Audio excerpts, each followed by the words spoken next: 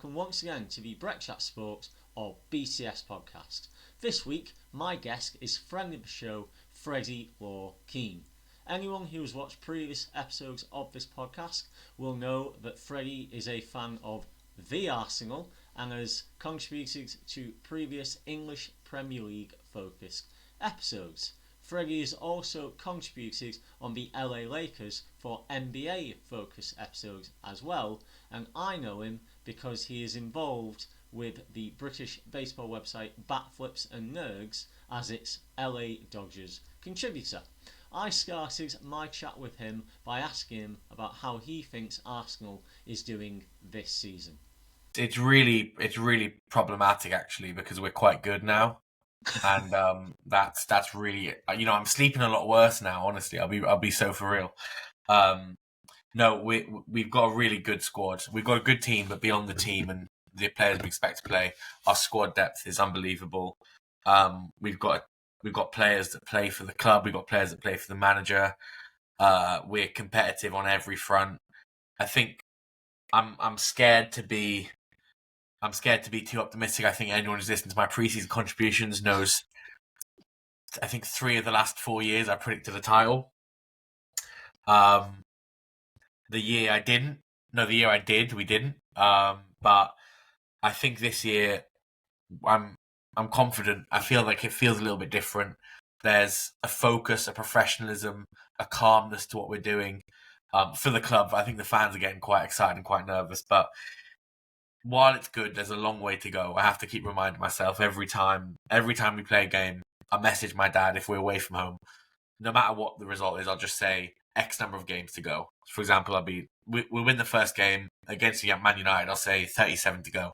Because it really have to stay game by game, be as grounded as you can for now. And if we win anything, that level of groundedness will evaporate, and you probably hear about a tourist in Barbados somewhere celebrating with some gallon of rum that he's found.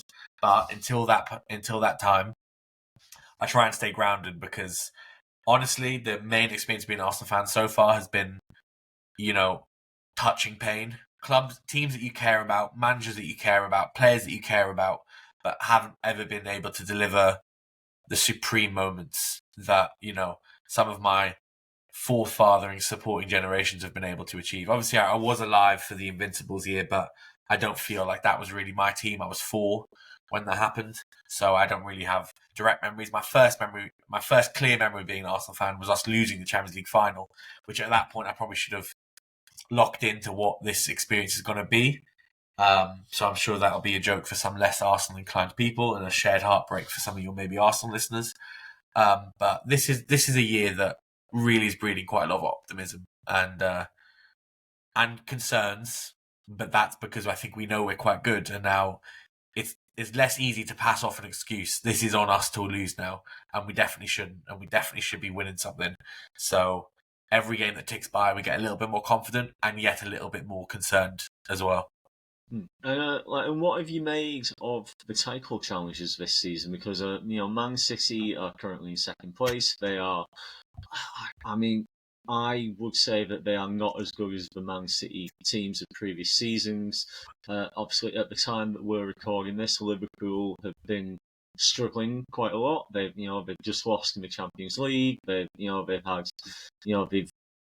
I'm forgetting how many games they've lost this season, but I think it's a good 9 or 10 that they've. I think they've lost 9 of the last 12. Yeah, which is very unlike the Liverpool team of last season, which were incredibly impressive to watch. It has to be said. So it's what have you made of those title challenges? Do you think that there is danger of Arsenal being caught up of it becoming a proper title race? Yeah, there's always danger. We've got ourselves a bit of space where we can act professionally now, and we can stay ahead, keep our nose in front. But there's always danger.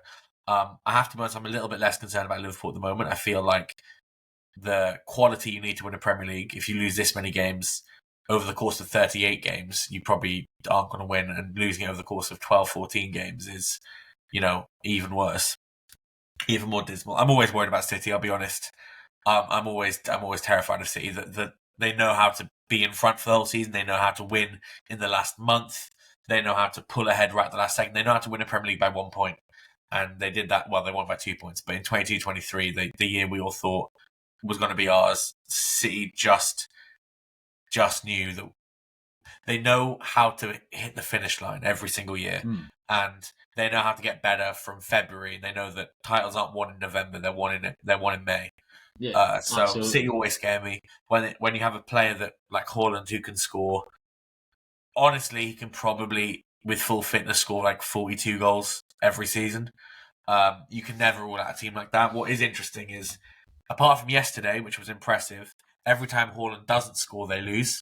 Not even tie, they lose. Other than yesterday, where they narrowly beat relegation favourites. Well, one of the relegation favourites, Leeds, at home, and Haaland did score. But, you know, and when you look at those numbers, that a lot of the games he doesn't score, they end up losing.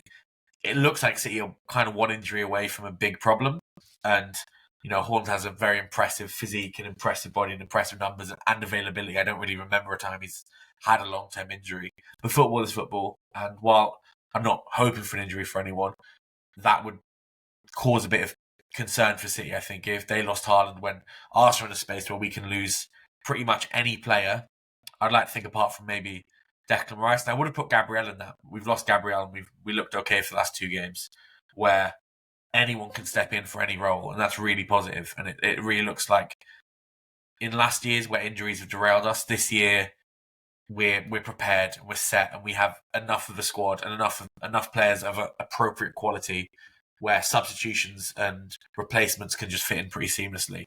And that's the greatest cause for optimism, I think, that no matter what seems to hit us, I think we'll be prepared. Whereas I don't think City could really handle Haaland injury. I think Liverpool are probably out of it already. And what I would say is there's a big game against Chelsea today. Chelsea was second until yesterday. If Chelsea win, they'll go back to second and they'll only be 3 points behind us. They've spent a lot of money and they have a coach that knows how to win trophies. You know, some of them are maybe a little bit suspicious. The Championship was a good win, but winning the Championship with investment is pretty consistent. The highest spending clubs usually win the Championship, and the Club World Cup, which was basically a glorified friendly season over the summer. But they were in it, they won it, and they've got a coach that knows how to do that, and they've got a team and a club with history of winning things. So I wouldn't rule Chelsea out. I'd say what I would say is if you could guarantee Arsenal to finish ahead of one club, I would say Man City. I think if we finish ahead of Man City, I think we'll win the league. Yeah, but absolutely. I mean, there's a ways to go, and I definitely think City are not to be written off by any doubts.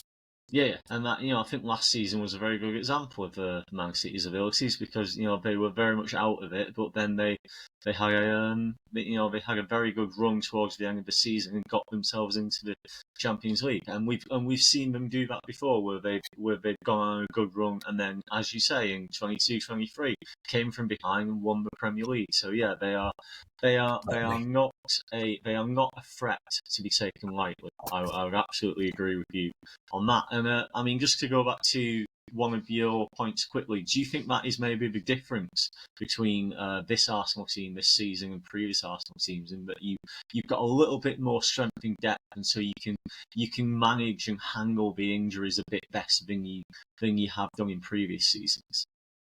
I'd say it's certainly the difference, truly.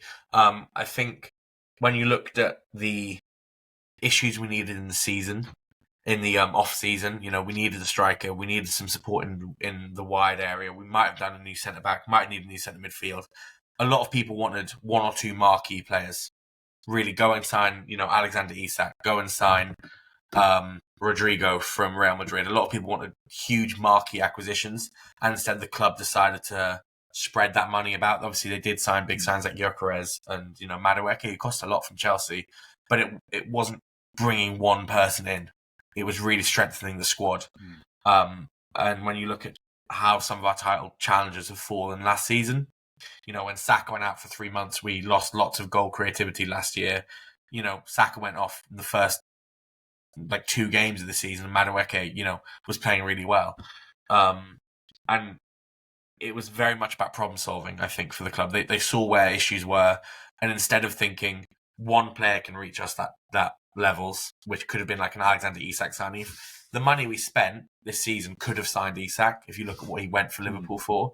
However, they decided that spending a lot on the squad as a whole, it will be better. And I think a lot of fans were cautious of that. They thought, no, you need a player that's going to go out and get those levels, similar to what Haaland does at Man City, for example. But it was very much a decision by the club to improve the squad as a whole. And right now it's paying absolute dividends because we've had pretty torrid injury luck already. I think in the first 9 games, there was one match where a player didn't go off substitute for an injury. We've slowed down a little bit, but it was a concern, and people are coming in seamlessly. So it's provided a really good benefit right now. Obviously, if City win the Premier League and Haaland scores 70 goals, maybe you look at that marquee level as maybe the next thing. If Liverpool were to do it again, which I don't think they will be, but Isak, comes in and scores another 30 goals, you would say, well, Arsenal decided not to get that top level. But right now, it looks like a good decision, and I think it is probably the difference. And every single person knows their role, and every single person is willing to help however they can. So it's been a good benefit so far. Yeah, and in terms of, as you say, Victor Gyökeres, he is for many people the guy that's going to make the difference. He's that proven, target man, that proven goal scorer. What have you made of him thus far? Good question, because I'm not entirely sure on the answer. Every game, I feel like I've seen a little bit different of Victor Gyökeres. Not more, not less. I saw someone in the first couple of games who was unfit. He came in without much of a pre-season because he went on strike and tried to leave Sporting Lisbon. The first couple of games he looked quite unfit. The next couple of games it looked like he was in good positions, but his hold-up play was terrible. He couldn't really play others in. He would maybe end the game on 20 touches, which is very different from what Arsenal fans have seen. Haaland can do games like that if 2 of his 20 touches are goals. But it's very different to what Arsenal's fans see. And then all of a sudden, his hold-up play seemed to develop, and it seemed to really link in with a lot of players. It's been hard as well because behind him, to the side of him, Saka was injured, Ødegaard was injured. There was a lot of rotation around him. And then the goals started coming a little bit, and fits a lot of 2-goal performances, despite a lot of no-goal performances as well. So the goals were coming, but in different areas. And then right before he got injured, it actually looked like things were coming together. A lot of hold-up, some goals, some kind of tap-ins, which we're kind of happy to see because those are the goals we struggle with. It's really quite aggravating that he got injured when he did, because I really felt like we were starting to see what he could deliver. And now we seem to be playing our best football without him. With the last 2-3 games we've had, 2 games we've had, Gyökeres hasn't been here. And the display against Tottenham, the display against Bayern Munich, it looked like everyone's been on the same hymn sheet. But that's without Gyökeres. So it's a tough dynamic to try and predict what that looks like. And while I think he can make the difference, and while I think there's a good chance he's part of a Premier League winning squad this year, it's hard to say he'll be the man who makes a difference when the whole decision was to not have a man, was to have a squad that is different to the other squads. I'm positive. I do think there was better available, but when the other option was looking like it was going to be Šeško, who's struggling at Man United, there wasn't really a difference there. But I'm optimistic for now. I was a bit pessimistic, and in the last 3 games, my optimism turned, and then he got injured. And now we're playing great. So it's quite hard to see how that's going to play out. Sure. Okay. Well, I think I can very honestly say as a neutral, given that I'm a Wigan Athletic fan, that I don't have a dog in the fight. So I wish you all the best for the rest of the season in terms of the Arsenal season. But I will hold my hands up and say that I would say exactly the same to a Liverpool fan. I would say exactly the same to a Man City fan. For me as a football fan, I want as competitive of a title race as possible. So let's move on from that, and let's talk about your LA fandom. As you mentioned, your family used to live in LA. You were born in London, but your older sister was born in LA, and so that gives us all reasons to why you are wearing an LA Dodgers hat. We know each other through the British baseball website Backflips and Mergs. Absolutely. And the LA Dodgers have just won a World Series against the Toronto Blue Jays. I thought that was an absolutely excellent World Series. I think either team would have been deserving winners. What did you make of that World Series? Well, I think it was probably the best World Series we've had in years. I'd probably say it's the best World Series since the Dodgers lost to the Astros. Obviously, that was tainted, but every game of that felt kind of similar. So that doesn't count. That one's gone. We've moved past that one. I can say this one was the best World Series the last 10 years, pretty comfortably. I thought it was amazing. I was in every single game. I thought what was superb for my mental health was the Dodgers lost every single blowout. Every single one that was good to lose, the Dodgers lost it. And what was good for the mental health meant I'd go to bed a little bit earlier, but what was bad for the cardiac health is we won all the close ones. So everyone that was close, I couldn't breathe. Every heartbeat felt painful. Every time an out was turned, my fingers were clenching. My blood went cold. Miguel Rojas double clutching the ball to center Smith. There was a lot of times I felt my whole skin go cold and the shivers got my spine. So winning every close one and losing every blowout is quite a way to win a title. But I'm glad I'm glad we won. I'm glad we won because I can appreciate how good that World Series was, because it was truly a spectacle. It was truly fantastic. All the players turned out that you wanted to. The squad of the Dodgers. Kind of similar to the Arsenal. The squad of the Dodgers and the pitchers after the Dodgers, whereas some of the talents on the Blue Jays, everything was apparent. It was absolutely fantastic. I was worried when it looked like we'd be losing that night in that Game 7 that I would not have any positive feelings towards this World Series. And I hope I'll say 10 years, the Blue Jays fans can look back and go, we were part of something special, because it was a treat. But, to lose something like that, you're never going to have those feelings. I totally understand that. And I was worried that I wouldn't ever be able to think of this warmly. But that was a superb end to the baseball season, truly, by all metrics. Sure, and in terms of the Dodgers, I think they are seen very much as this juggernaut now, where you are certainly attracting all of the best players from Japan. You are getting some of the very best players from America as well. In recent years, you've signed Mookie Betts, you've signed Freddie Freeman, but you're also getting guys like Yamamoto and Shizaki and Shohei Ohtani. So you are. The Dodgers have built this incredibly impressive team, and they are seen as this juggernaut, this Goliath. Certainly the Blue Jays versus the Dodgers World Series was seen as a David versus Goliath contest. For you as a fan, how is that watching? The Dodgers build this incredibly impressive roster. Yeah, it's interesting. I mean, the first thing I'd say is, if anyone reads the David v. Goliath story, I'm not very much a religious man, but if anyone wants to read that, David wins, David does win. That's documented. David does win in that one. But, it's been quite impressive to, because I don't live in LA. I go back as much as I can. I had a great time this summer there. But to watch from the outside this sort of super team be built when, I can always relate things back to Arsenal, which is my local sports club, my first true love.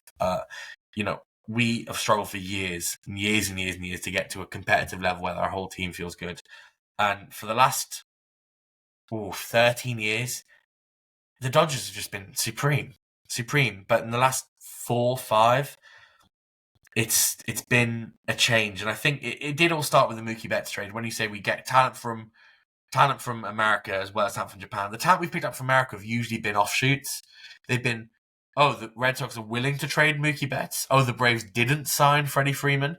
It's only really been Shohei on the free market where we've gone, that is our man, we're bringing him in. So it's been pretty impressive to watch. It does give me a little bit of concern, what I want to watch more than anything is baseball. The reports that came out before the World Series that the next collective bargaining agreement is going to be a really tough one because the owners are going to really want the salary cap. Well, some of the owners are going to really want the salary cap. None of the players are going to want the salary cap, but some of the owners won't.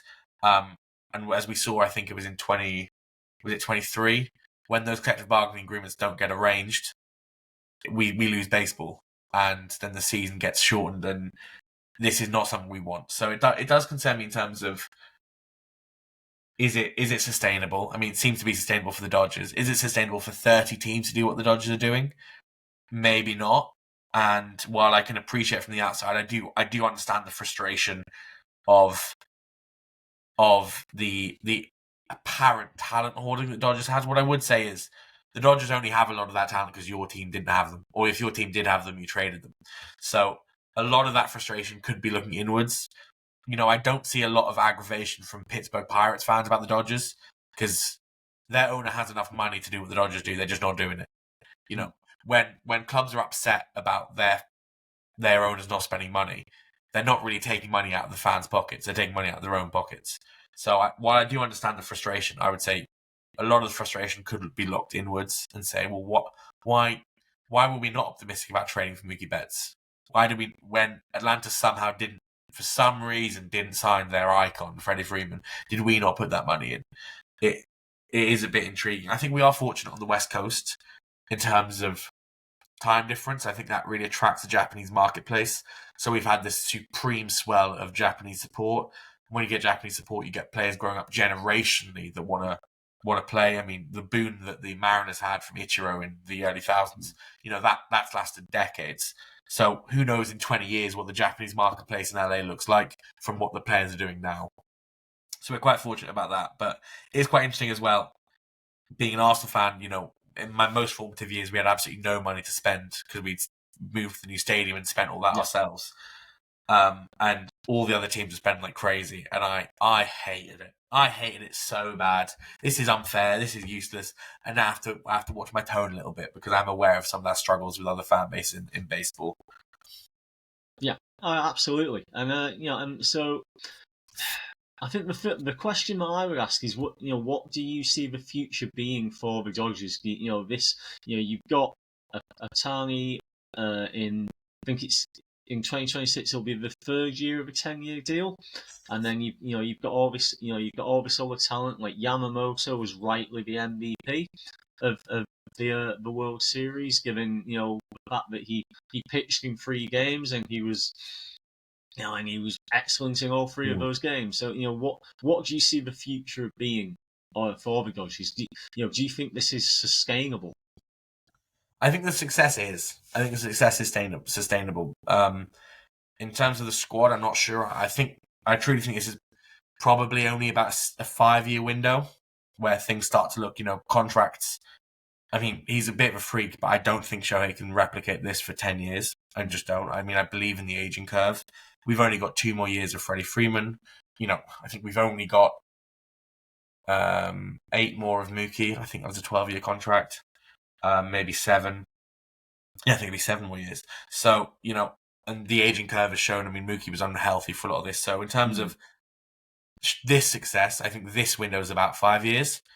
But for this 5 years, I think it is sustainable. We haven't seen a retained winner since the Yankees in 2000, I think. But they went 3 times. It's very hard to win baseball. It's very hard to win the World Series. It's very hard to win 162 games. It's very hard to continually succeed. But we know that, almost a bit like Man City, having to pace yourself for that end of the season, for the postseason, is really impressive. And it's kind of how we built our success these last 2 years. We're okay with Glasnow only pitching 70 innings. If he can pitch those innings in October, we've got a wealth of arms. We've got a wealth of success that, the marathon of the regular season is a grind. But if we're aware of that and we're okay to, finish third, but we're there, and then all of a sudden that level increases. I think we've shown that's a way to perform in the sport, and that's a way to maximize your chance of success, and having everyone healthy at the end. That's really the way to do it. So I don't see why that'll end. Do I think we're going to win next season? No, because I don't think any club should predict that they win. It's just too hard to win in baseball. I think the Dodgers or the field, I think, will be the favourites. I don't think it's a majority chance we're going to win. There's just too much can go wrong. I mean, how many plays in that Game 7 could have gone another way, and we just don't win? Absolutely. So I can't ever say I think we're the majority odds to win. I think we'll probably be the favourites. I just think it's more likely that we won't. But if you look at a 6-year window and come out with, I mean, we've already done 2. But if you look at a 6-year window and you come out with 3 World Series, I mean, you've maximised. I mean, that's superb. So that's what I'd like to see. I think 3 and 6, 7. I think you can look at this as really true success. Okay, fantastic. Yeah, moving southwest to downtown LA then.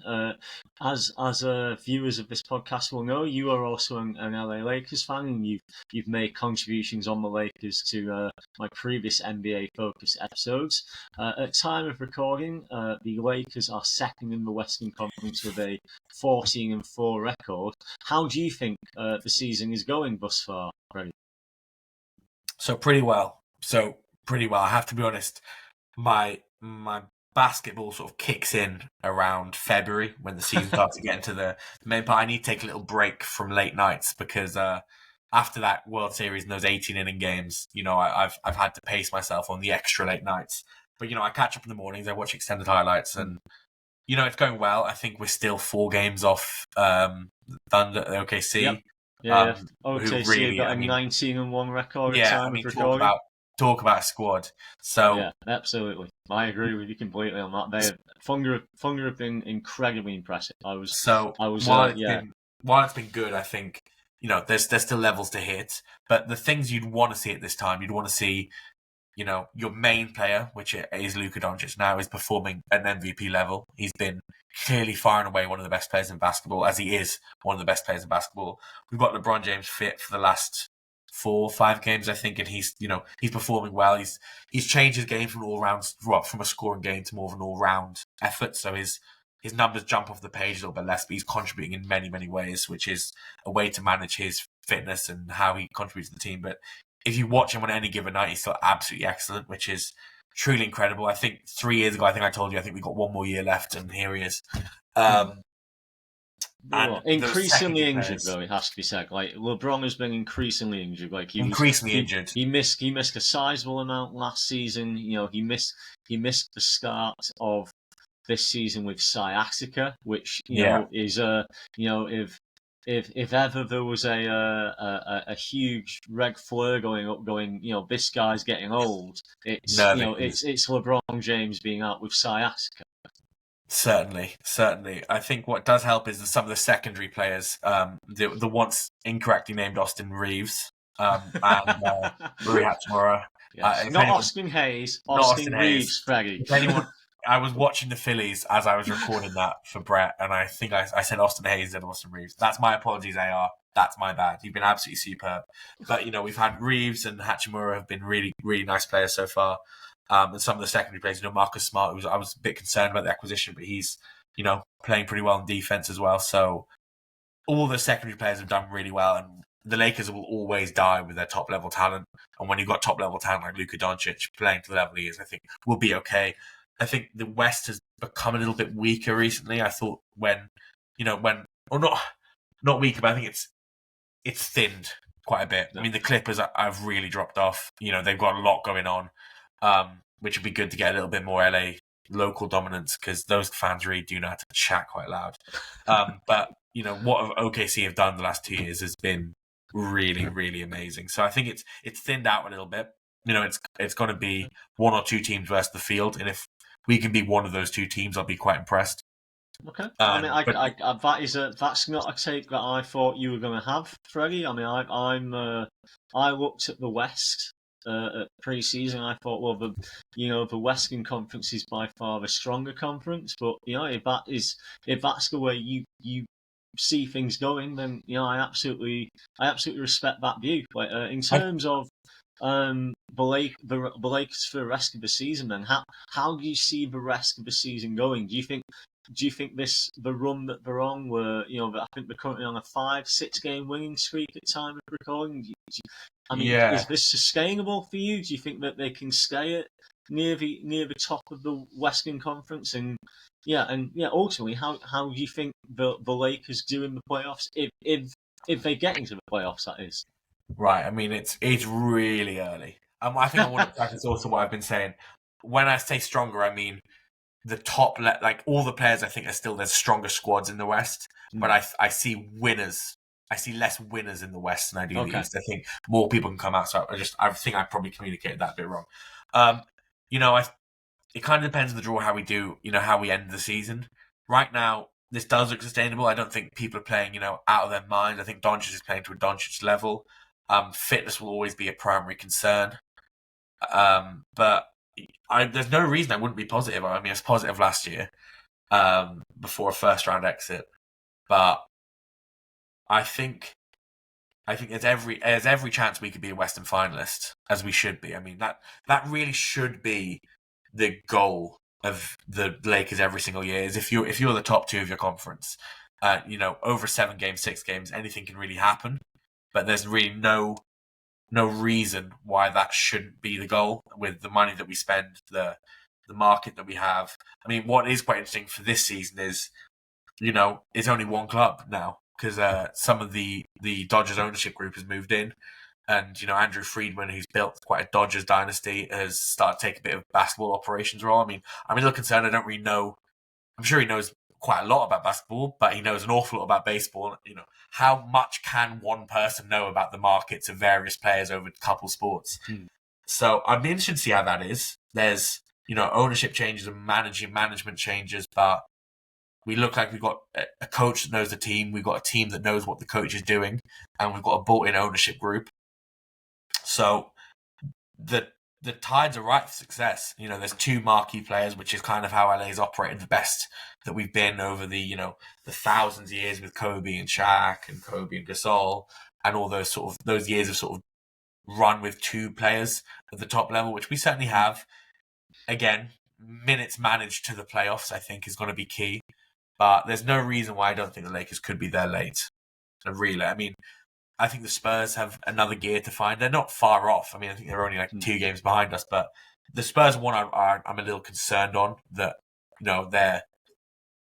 They look like their top level talent is really unique, and they're their starting squad to is also call really all that impressive. young talent that they've got in the draft at the San Antonio. It's starting Yeah, to coalesce together. Yes, certainly. And the one person I have to say I enjoy watching more than anyone is Jokic, and pretty much any player that can really die by the phrase could do anything. You could watch him play basketball every single night and see something different every single night. And when you have players like that, I would never want to count the Nuggets out. So yeah, I'd absolutely. say Nuggets, Spurs, Thunders, and Lakers. They're my 4 for the West that I think if we're to put through to the conference semis right now, if I had to lock them in, which I hope you're not asking me to do, they'd be my 4. All right, okay. Well, it's been an absolute joy to talk to you, Freddie, and I certainly look forward to talking to you again at some point in the future. I hope. But for now, thank you very much for joining me. It's been an absolute joy to talk to you. Fantastic, Brett. Thank you so much. Been a joy. All right, bye now. Bye, Brett. So there you have it. I really enjoyed chatting to Freddie there, all about his fandom for the Arsenal, the LA Dodgers, and the LA Lakers. One thing that we didn't have time to get into is his job, because Freddie is actually involved in sports administration. And so I hope that in a future episode I will get a chance to speak to him and some of his colleagues about their roles. And I would certainly hope that you would also enjoy the resulting episode 2. For now though, that is the end of this episode of the BCS podcast. As always, thank you so much for joining me, and I certainly do hope to see you again next time. Bye bye now. The BCS podcast is written, produced, edited and hosted by me, Brett Walker. Thank you to Boban Apostolov and Pixabay for the use of the music and sound effects in this episode. This week's guest was Freddie Law-Keen.